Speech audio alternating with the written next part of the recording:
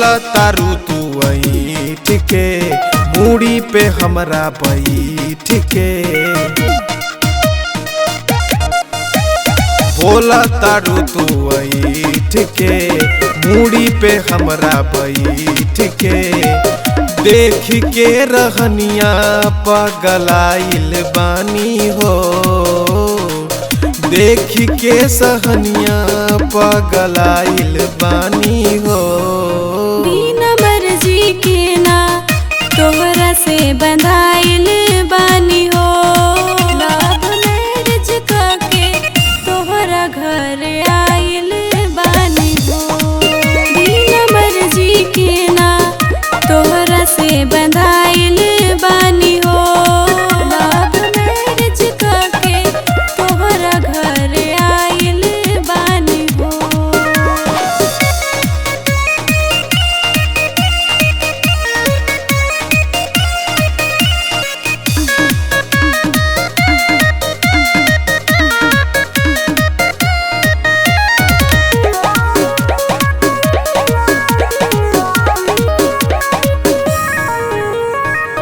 बोला तार बाढ़ चढ़ के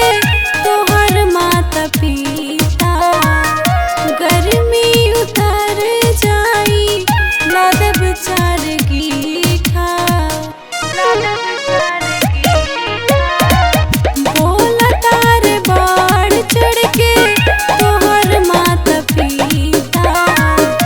गर्मी उतर जाई लादब चार गीठा हंसिए नु गइल बानी हम महाजाल में लागता कि भूसा भर के छोड़बू हमरा खाल में सरवा से कई बेर हम पिटाइल बानी हो सरवा से कई बेर अझुराइल बानी हो बिना मर्जी के ना तोहरा से बंधाइल बानी हो लव मैरिज करके तोहरा घर आइल बानी हो बिना मर्जी के ना तोहरा से बंधाइल बानी हो लव मैरिज करके तोहरा घर आइल बानी हो।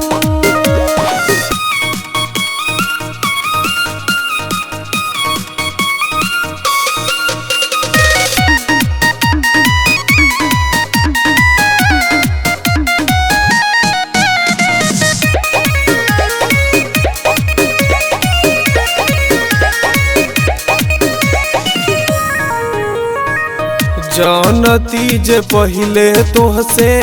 दिल ना लगैती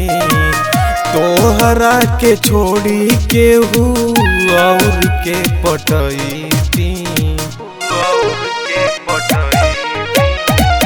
जानती जे पहले तोहसे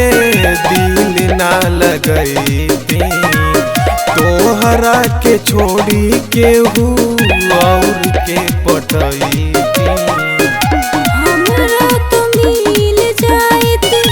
तोहरा ले सुनर शादी बाद जननी पति तू छछूंदर पूजा द्विवेदी पगलाइल बानी हो सरवा से कई बेर अझुराइल बानी हो।